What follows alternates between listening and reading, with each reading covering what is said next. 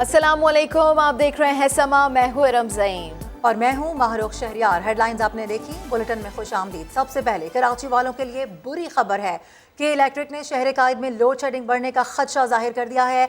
वज़ीर आला सिंध के नाम खत में इंकशाफ किया गया है कि इदारे को कुदरती गैस मिल रही है, ना ही वफाक 25 अरब रुपए के बकायाजात अदा कर रही है। इसी के ऊपर बात कर लेते हैं समा के नुमाइंदे वहाब कामरान से। वहाब, कि इलेक्ट्रिक का खत में मजीद क्या कहना है?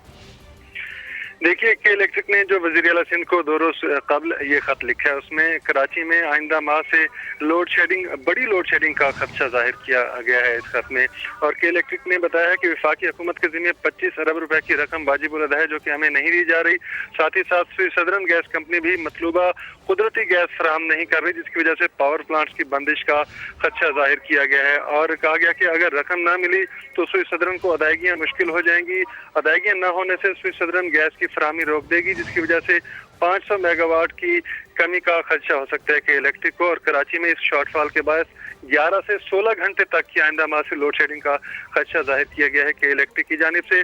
और ये भी कहा गया कि सुई सदरन 5 गुना महंगी दरामदी LNG देने पर तो मुसिर है, लेकिन मुआहदे के मुताबिक 130 MMCFD कुदरती गैस फराहम नहीं की जा रही पावर प्लांट्स को, जिसकी वजह से बड़ी लोड शेडिंग का खदशा जाहिर किया गया है। और LNG की बायस अगर पैदावार होती है तो कराची वालों को जून जुलाई में 10 से 12 रुपए फी यूनिट महंगी बिजली खरीदना पड़ेगी, इस्तेमाल करना पड़ेगी। तो वज़ीर आला सिंध से इस मामले में मदद तलब की है कि इलेक्ट्रिक ने कि वो अपना किरदार अदा करें और विफाक से भी अदायगियाँ 25 अरब रुपए की जो बनती हैं वो यकीनी बनाने के लिए उनको कुछ कोशिश करनी चाहिए। और साथ ही साथ सुई सदरन को भी गैस की फराहमी के लिए पाबंद करने का मुतालबा किया गया है। वहाब कामरान, अपडेट किया आपने।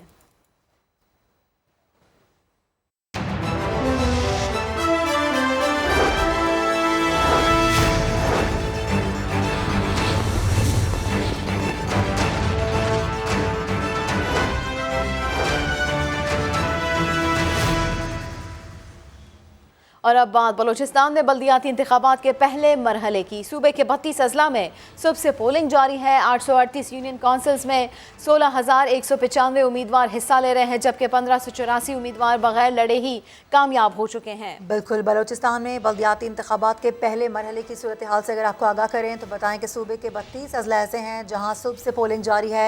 838 यूनियन काउंसिल्स में 16,195 उम्मीदवार हैं जो कि हिस्सा ले रहे हैं, जबकि 1584 उम्मीदवार बगैर लड़े ही कामयाब हो चुके हैं, बिला मुकाबला कामयाब हो चुके हैं। पोलिंग 5 बजे तक जारी रहेगी। मुख्तलिफ इलाकों में इक्का दुक्का झड़पों में मुतादिद अफराद ज़ख्मी भी हुए हैं, इस तरह की इतलात भी आ रही थी।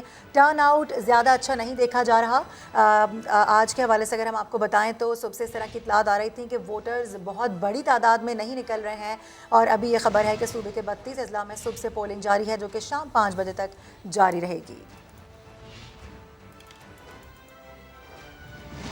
बलूचिस्तान में बल्दियाती इंतखाबात का मेला सज गया। पशीन में अभी तक पोलिंग सुस्त रवि का शिकार है और इसी के ऊपर बात कर लेते हैं। मुजीबुल्लाह हमारे साथ मौजूद हैं। मुजीबुल्लाह, बताइएगा आप इस वक्त कहाँ पर मौजूद हैं और जिस जगह पर आप हैं वहाँ पर टर्न आउट कैसा देख रहे हैं, सिक्योरिटी कैसी है? जी बिल्कुल, मैं इस वक्त मौजूद हूँ ज़िला पशीन के एक यूनियन काउंसिल में, जहाँ पर मैं डिग्री गर्ल्स कॉलेज के अंदर मौजूद हूँ। यहाँ पर जो रजिस्टर्ड वोटर्स हैं वो 1100 से ज़्यादा है। ताम टर्न आउट हम देख रहे हैं कि अब 12 बज गए और 12 बजे भी जो है वो जो वोटर्स हैं वो काफ़ी सुस्त रवि का शिकार हो गए और काफ़ी कम तादाद में निकल रहे हैं। टर्न आउट भी हम देख रहे हैं कि उस लेवल का नहीं है जिस लेवल का होना चाहिए था। 175 वोट अब तक कास्ट हुए हैं 1100 से ज़्यादा रजिस्टर्ड वोटों में से। ख़वातीन के भी हमने पोलिंग स्टेशन का विज़िट किया, वहाँ पर तकरीबन 700 रजिस्टर्ड वोट्स थे और उसमें तकरीबन कोई 70 के करीब या 60 के करीब जो वोट है वो अब तक कास्ट हो चुके हैं। ताहम लोग हम देख रहे हैं कि वक्तन फ़वक्तन हम देख रहे हैं कि इक्का दुक्का लोग आ रहे हैं, अपना वोट कास्ट कर रहे हैं। सिक्योरिटी के इंतहाई सख्त इंतजाम किए गए हैं। पशीन के तमाम जितने भी जो पोलिंग स्टेशन हैं वहाँ पर पुलिस तैनात है। इसके अलावा जो पशीन के जितने भी पोलिंग स्टेशन है वहाँ पे अंदर और बाहर पुलिस एहलकार तैनात है। अमला भी जो है ना वो मौजूद है और टर्न आउट ना होने की वजह से जो है ना वो अमला भी जो है वो शिकवा करता नजर आ रहा है। वो भी बोर हो गए हैं तकरीबन। आप बता रहे हैं यहाँ पर, लेकिन सिक्योरिटी के कुछ बेहतर इंतजाम आप देख रहे हैं। अपडेट्स के लिए बेहद शुक्रिया आपका। اور बशीन के बाद रुख करेंगे चमन का। यहाँ भी बल्दियाती इलेक्शन के लिए वोटिंग जारी है। म्यूनसिपल कॉरपोरेशन के 32 वार्ड्स और 41 यूनियन काउंसिल्स पर उम्मीदवार मद्दे मुकाबिल हैं। खवातीन के पोलिंग स्टेशन पर हाथापाई के वाक़यात भी सामने आए हैं। इसी हवाले से मज़ीद बताएंगे सईद अजगज़ई। जी बिल्कुल, चमन समेत बलूचिस्तान के 32 अजला में बल्दियाती इलेक्शन के सिलसिले में वोट डालने का जो अमल है वो जारी है। चमन में म्यूनसिपल कॉरपोरेशन के 35 वार्ड्स पर 221 उम्मीदवारों के दरमियान मुकाबला है, जबकि 41 यूनियन कौंसिल पर 700 से ज़ायद उम्मीदवारों के दरमियान मुकाबला है। कुल वोटर्स की तादाद 1,74,632 है, जबकि अगर देखा जाए तो मजमूई तौर पर जो पोलिंग का अमल है वो पुरअमन तौर पर जारी है। ख़वातीन की जो पोलिंग मराकज़ है उन पर यका दुका हाथापाई के वाक़यात सामने आ चुके हैं। दूसरी जानिब सिक्योरिटी की अगर बात करें, जो म्यूनसिपल कॉरपोरेशन का जो एरिया है 35 वार्ड्स, उनकी जो सिक्योरिटी है वो पुलिस के हवाले कर दी गई, जबकि 41 यूनियन कौंसिल की जो सिक्योरिटी है वो लेवीज़ एहलकारों के हवाले कर दी गई। इस वक्त तक अगर देखा जाए तो पुरअमन तौर पर जो पोलिंग का अमल है वो जारी है। जी, तफसीलात के लिए आपका बहुत शुक्रिया। एक और अहम मामला डिस्कस करते हैं। एनआरओ नहीं दूंगा, इमरान खान ये तकरार करते रहे, मगर क्या खुद एनआरओ मांगने चले गए? क्या तहरीक अदम एतमाद से पहले एनआरओ मांगा गया? रहनुमा पीपल्स पार्टी आसिफ अली जरदारी और बिजनेस टाइकून मलिक रियाज के दरमियान मुबैना गुफ्तगू की ऑडियो सामने आई है। मलिक रियाज ये कहते सुनाई दे रहे हैं, खान साहब सुलह करके पैगामात भेज रहे हैं। आसिफ अली जरदारी ने कहा, नहीं जनाब, अब ये मुमकिन नहीं रहा। एनआरओ ना देने की गर्दान करने वाले इमरान खान, तहरीक अदम एतमाद पेश होने से कबल क्या आसिफ अली जरदारी से एनआरओ मांग रहे थे? हेलो, अस्सलाम वालेकुम सर। वालेकुम सलाम, खैरियत? साबिक सदर आसिफ अली जरदारी और बिजनेस टाइकून मलिक रियाज की टेलीफोन पर मुबैना गुफ्तगू सामने आ गई। खान की तरफ से बड़े मुझे मैसेज थे कि जी हमारा पैचअप करा दें आपके साथ। साफ सुना जा सकता है कि मलिक रियाज आसिफ अली जरदारी से कह रहे हैं कि खान साहब बार बार पैचअप करवाने की दरखास्त कर रहे हैं। खान की तरफ से बड़े मुझे मैसेज थे कि जी हमारा पैचअप करा दें आपके साथ। आज तो उसने बहुत ही किए हैं मुझे मैसेज। आसिफ अली जरदारी की जानिब से मलिक रियाज को क्या जवाब मिला, ये भी सुना जा सकता है। अभी पॉसिबल है ना। आसिफ अली जरदारी का ये जवाब अब नामुमकिन है, वाज़ेह कर रहा है कि तहरीक अदम एतमाद को रोकने के लिए क्या क्या कोशिशें की गईं और क्या इसके बाद साजिश के बयानिए में कोई दम रह जाता है। वो जो बुरा भला कहते थे मिन्नतें करने लगे क्यों? लॉन्ग मार्च से 2 रोज़ पहले क्या हुआ था? मुबैना ऑडियो पर नायब सदर नून लीग मरियम नवाज ने अहम इंकशाफ कर दिया। वज़ीर दाखिला राना सना कहते हैं मलिक रियाज के जरिए इमरान खान एनआरओ मांग रहे थे, मगर पीपल्स पार्टी रहनुमा राजा परवेज अशरफ ने साफ कह दिया किसी ख़ास बात के बारे में कुछ नहीं जानता। हाँ, इतना ज़रूर है कि मलिक रियाज और आसिफ अली जरदारी में ताल्लुकात तो हैं। तरफ से बड़े मुझे मैसेज थे कि जी हमारा पैचअप करा दें आपके साथ। अभी पॉसिबल है ना। आसिफ जरदारी और मलिक रियाज की मुबैना टेलीफोनिक गुफ्तगू। मरियम नवाज कहती हैं इमरान खान जलसों में तनकीद करने वालों से चुपके मिन्नतें क्यों करते थे। लीगी नायब सदर ने बड़ा इंकिशाफ भी कर दिया। 2 दिन पहले नवाज शरीफ साहब की मिन्नतें करनी शुरू कर दी कि इलेक्शन की डेट अनाउंस कर दो, मैं लॉन्ग मार्च कॉल ऑफ कर देता हूँ कि नवाज शरीफ ना किसी धौंस में आएगा, ना किसी जत्थे के हाथों ब्लैकमेल होगा। वजीर दाखिला राना सनाउल्लाह ने कहा साबित हो गया इमरान खान एनआरओ मांग रहे हैं। उसमें जो बात समझ आ रही है, मलिक रियाज साहब जो बात कर रहे हैं तो वो सीधी जो है वो खान साहब की तरफ से एनआरओ की जो है वो फरमाइश है। अदम एतमाद की तहरीक कामयाबी के मरहले में दाखिल हो चुकी थी, तो उस वक्त हमने वैसे अदरवाइज भी ये सुना था। स्पीकर कौमी असेंबली राजा परवेज अशरफ ने आसिफ अली जरदारी और मलिक रियाज के दरमियान गुफ्तगू से लाइल्मी जाहिर कर दी। इस मखसूस मुलाकात के बारे में आप बात कर रही हैं या जिसके उसमें क्या बात हुई और आप पता करना चाहती हैं कि इसका बात का मकसद क्या है, तो ये आई एम सॉरी, मुझे इसका इल्म नहीं है। मुबैना ऑडियो के बाद एनआरओ ना देने से मुतालिक बयानात पर कई सवाल खड़े हो गए।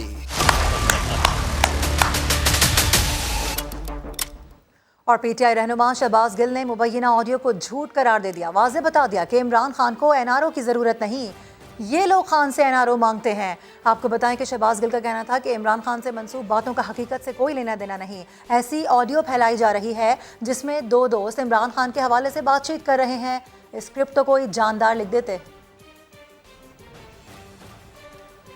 پولیس نے پرامن آزادی مارچ کے مظاہرین پر مظالم ڈھائے، عمران خان کو ٹویٹ لکھا، آئین اور سپریم کورٹ کے احکامات کی دھجیاں اڑائی گئی۔ مارچ سے ایک رات قبل پنجاب اور سندھ پولیس نے کارکنوں کو ہراساں کیا، عمران خان نے کارکنوں کی گرفتاری کی ویڈیو بھی شیئر کی۔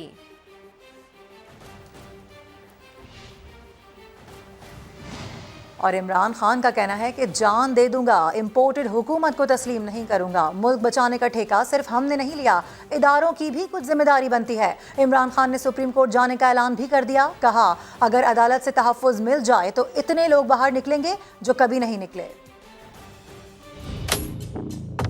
میں اپنی جان قربان کر دوں گا، میں کبھی ان کو ایکسیپٹ نہیں کروں گا۔ ہم نے پوری تیاریاں شروع کر دی ہیں، میں نے ان کو 6 دن کا ٹائم دیا تھا، اس کے بعد میں اناؤنس کروں گا کہ ہم پھر کب آ رہے ہیں اسلام آباد۔ سپریم کورٹ میں ہم منڈے کو لے کے جا رہے ہیں پٹیشن کہ کیا اس ملک کے اندر ایک پرامن احتجاج، اور احتجاج بھی ان چوروں کے خلاف، ایک ڈیموکریٹک پارٹی کا حق ہے یا نہیں ہے؟ ہمیں واضح طور پہ بتا دیں کہ کیا یہ پکڑ دھکڑ ہونی ہے یا نہیں ہونی۔ میں صرف سپریم کورٹ سے پروٹیکشن چاہتا ہوں۔ میں آپ کو آج دعویٰ کرتا ہوں کہ پاکستان کی تاریخ میں کبھی اتنی پبلک نہیں نکلے گی جو ہم نکالیں گے۔ ہم نے سی سی پی اے لاہور اور ڈی آئی جی آپریشن اسلام آباد کا جو آئی جی ہے، جو مجرم، اس کے اگینسٹ عدالت پہ جانا ہے، ان کے اگینسٹ ایف آئی آر کٹوانی ہے جو انہوں نے کیا۔ ہمارا جو عدالتی نظام ہے، مجھے افسوس سے کہنا پڑتا ہے کہ جتنی انہوں نے شریف خاندان کو بچایا ہے نا آج تک، ہر چیز سے بچ جاتے ہیں۔ میں صرف آج اپنے اداروں کو، پاکستانی ہوتے آپ سب کو کہہ رہا ہوں کہ یہ ملک جا رہا ہے تباہی کی طرف۔ اس ملک کو بچانے کے لیے صرف ہم نے کوئی ٹھیکہ نہیں لیا ہوا، یہ ساری قوم کا ذمہ داری ہے۔ اگر اسی طرح چلتا رہا تو وہ سب ذمہ دار ہوں گے جنہوں نے الاؤ کیا اس طرح کے سزائے یافتہ لوگوں کو، یہ سب ذمہ دار ہوں گے۔ پاکستان کو باہر سے کوئی خطرہ نہیں، سارا خطرہ اندر سے ہے، ملک کو فتنے اور انتشار سے خطرہ ہے۔ یوم تکبیر مبارک ہو۔ بھاولپور جلسے سے مریم نواز کا جاندار خطاب، کہا پاکستان کے سب سے بڑے فتنے کا نام عمران خان ہے۔ حمزہ شہباز نے جلسے سے کہا عمران خان جھوٹے ہیں، عمران خان نے جتنے ٹچ دینے تھے دے چکے، انتشار پھیلانے نکلے تو جیل کا ٹچ دیں گے۔ بہاولپور کے میدان سے مخالفین کو سخت جواب۔ لیگی نائب صدر مریم نواز نے عمران خان کو پاکستان کا سب سے بڑا فتنہ قرار دیا، بولی نمبر بدلے تو کسی اور کو آوازیں دیں، لانگ مارچ فیل ہوا تو عدلیہ کو آوازیں دینے لگا، ادارے عمران خان کی سیاست سے دور رہیں۔ نمبر بدل گیا ہے تو آج سپریم کورٹ میں خط لے کے چلا گیا ہے، جہاں جہاں عمران فیل ہو جائے وہ اس کی مدد کے لیے آئے۔ کیا عدالتوں کا یہ کام رہ گیا ہے؟ سپریم کورٹ کو ادب سے کہنا چاہتی ہوں، اس انتشاری سے، اس فتنے باز سے، اس کی سیاست سے دور رہیں، غیر جانبدار رہنا ہوگا۔ حمزہ شہباز نے بھی عمران خان کو نشانے پر رکھا، کہا جسے برا بھلا کہتے تھے انہی سے حکومت بچانے کی مدد مانگتے رہے، جتنے ٹچ دینے تھے دے دیے، انتشار کی کوشش کی تو جیل کا ٹچ دیں گے۔ عمران نیازی، تم نے جتنے ٹچ دینے تھے دے دیے، اگر 6 دنوں بعد تم نے دوبارہ انتشار پھیلانے کی جرت کی تو کہانی میں ایک ٹچ باقی رہ گیا ہے، وہ جیل کا ٹچ ہے، تمہیں جیل میں پھینکیں گے۔ وزیر اعلیٰ پنجاب حمزہ شہباز نے کہا انہیں سیاسی خودکشی پر مجبور کر دیں گے۔ اور ایک ووٹ کی اکثریت، بے ساکھیوں کا سہارا اور آئی ایم ایف کی خیرات، کیسے چلے گی حکومت؟ شیخ رشید کا سوال۔ اپنے ٹویٹ میں لکھا ملک وہاں پہنچ گیا ہے جہاں سیاسی پارٹیوں کے بس کی بات نہیں، عمران گھر بھی بیٹھ جائے تو اتحادی ایک ماہ بھی ساتھ نہیں چل سکتے، مہنگائی کا طوفان آنے والا ہے، حکومت عوامی غضب سے نہیں بچ سکتی، کہا یہ نیب، اے این ایف اور ایف آئی اے میں اپنے افسر لگائیں گے، اتحادی کیس ختم کرائیں گے اور گھر چلے جائیں گے، اگلے ماہ نکلنے والے لوگ کسی کے بھی کہنے پر واپس نہیں جائیں گے، اتحادی جتنا زور لگا لیں کوئی طاقت جانے سے نہیں روک سکتی، ان میں تباہال معیشت کو بچانے کی کوئی صلاحیت ہی نہیں ہے، اتحادی آج بھی مال بنانے، کیس بچانے اور گھر جانے آئے ہیں۔ वज़ीर दाखिला राना सनाउल्लाह ने शेख रशीद के बयान पर रद्द अमल दिया है। कहते हैं 11 जमातों ने सियासी बदरूहों के इलाज की ड्यूटी मुझ खाकसार को दी है। आप आए तो सही, महंगाई का तूफ़ान लाने वाले अब इस पर सियासत करके आवाम के गज़ब से बचना चाहते हैं। जो धमकियां दे रहे थे वो अब मिन्नतें कर रहे हैं, वास्ते दे रहे हैं। दूसरों के बच्चों को सड़क पर बेआसरा छोड़कर बॉस और चपड़ासी दोनों मैदान से भाग गए।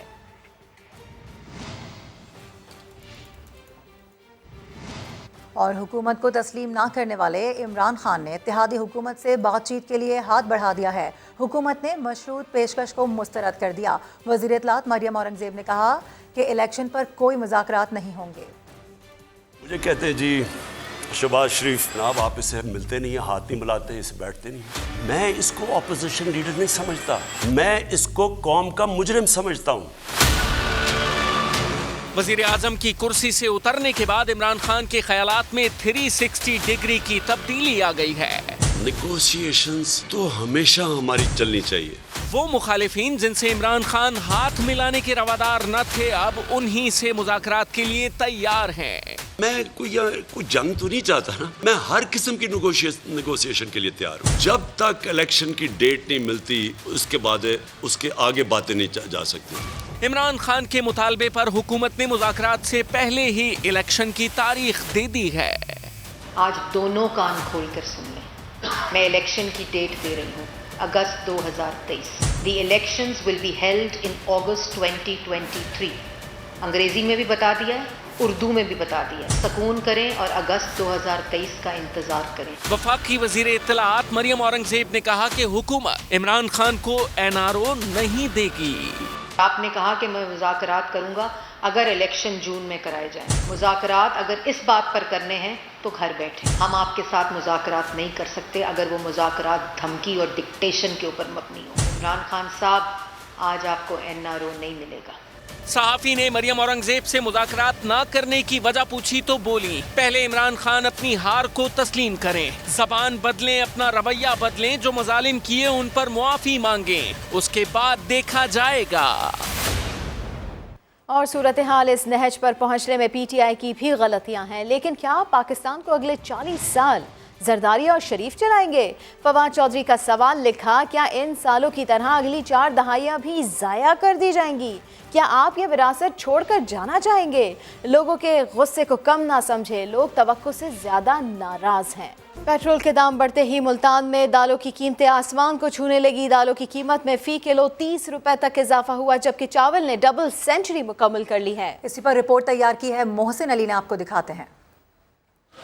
बढ़ती महंगाई होश उड़ाने लगी, दिन में तारे दिखाने लगी। मुल्तान में अशिया खुर्दनोश की कीमतें आवाम का इम्तिहान ले रही हैं। गोश्त तो वैसे ही पहुँच से दूर था। अब 2 रोज़ के दौरान दाल की कीमतों में फ़ी किलो 30 रुपए तक इजाफा हो चुका है। ना दालें खा सकते हैं, सब्जियां वो महंगी हैं, गोश्त वैसे हमारी पहुँच से दूर है, तो आम आदमी बहुत मजबूर है कि वो उसका रोज़गार बहुत मुश्किल हो गया उसके लिए। शहर में दाल माश 340, दाल मूंग 240, दाल चना 180 रुपए और चावल 180 से 240 रुपए फ़ी किलो तक फरोख्त हो रहे हैं। पेट्रोल फिर महंगा हो गया है, ट्रांसपोर्ट ने अपने किराए खर्चे बढ़ा दिए हैं, मजदूरियाँ बढ़ गई हैं, लोग परेशान हुए पड़े हैं। दालों में पहले तो दाल दूध खा लेते थे, वो भी नहीं खा सकते, वो भी ज़रूरत से कम हो गई है। शहरियों ने मुतालबा किया है कि महंगाई पर काबू पाने के लिए हुकूमत फौरी इक़दाम करे ताकि दाल रोटी चलती रहे। कैमरामैन चौधरी महबूब के साथ मोहसिन अली, समा, मुल्तान।